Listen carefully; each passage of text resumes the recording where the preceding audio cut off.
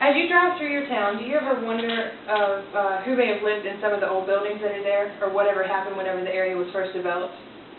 Discovering information about the area that you live in may surprise you with some of the things that you find out. I was born and raised in Fernandina Beach, Florida. Although I've visited and seen many other places, this is the only home that I've ever known. To grow up in a town full of history, you tend to learn a lot along the way, some facts and other urban myths. I believe that it's very important to know where you come from. It's a part of you and how you see the world. To know the history of where you come from allows the history to be a part of your life. I will be informing you on a few of the historic places in Fernandina Beach, Florida. I will begin with the famous Boscobella Cemetery with graves that date back to the early 1800s. Then I will tell you about Fort Clinch State Park, and then finally I will inform you on the history of the Palace Saloon. To begin, the Boscobella Cemetery's original section was founded by Spanish colonials in the late 1700s. Boscobella literally translates to beautiful woods in Spanish. It's the burial ground of soldiers that fought in the Revolutionary War, the Spanish-American War, and the Civil War.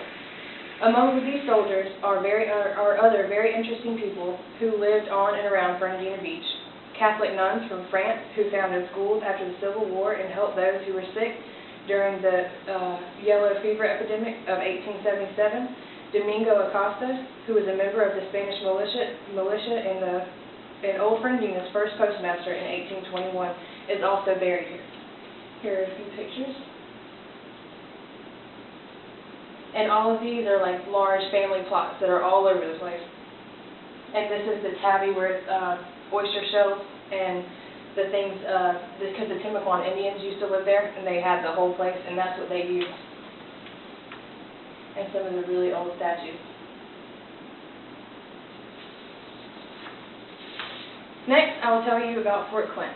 Fort Clinch is one of the most well-preserved 19th century forts in the country. Construction of Fort Clinch began in 1847. It was named for General Duncan Lamont Clinch, who was a significant figure of the Second Seminole War. Although there were no wars fought here, it was equipped during both the Civil and Spanish-American Wars. It was built at the mouth of the St. Mary's River to protect Fernandina's harbor for the deepwater port. The Civil Conservation Corps, the CCC, began restoring the buildings in 1936 and added roads and campgrounds that are used today. So that's an aerial shot. And they still have all these cannons down there. You'll probably know, but. Third, I will explore the history of the Palace Saloon. There were many saloons that lined downtown Fernandina in the early 1900s, but only one bore the distinction of the Ship Captain's Bar that catered to captains from near and far after long travels. The palace was constructed in 1878 and still has elegant features that have made it more famous for over 100 years. The mosaic floors, embossed tin ceilings, and huge murals on the wall. The palace was the first hard liquor bar that started serving Coca-Cola around 1905. During the Prohibition years, it survived by selling gasoline, ice cream, and cigars. In 1999, a fire almost destroyed this historic landmark, but has since been restored.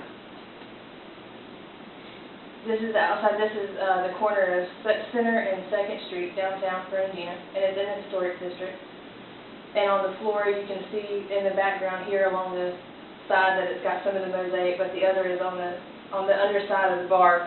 It has it in mosaic tiles that it's the Palace Saloon all across the side of it, and it's really incredible.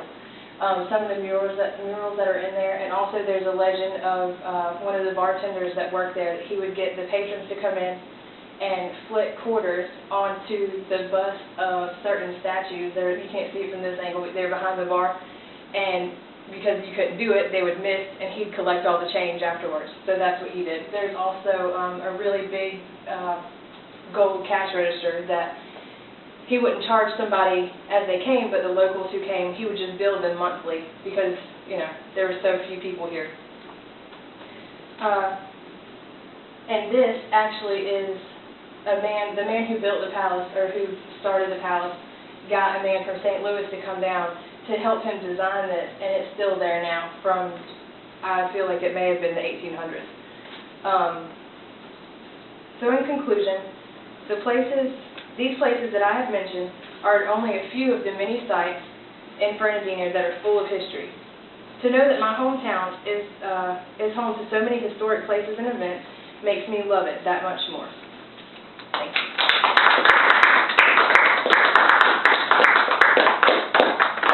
Now, where is that shot?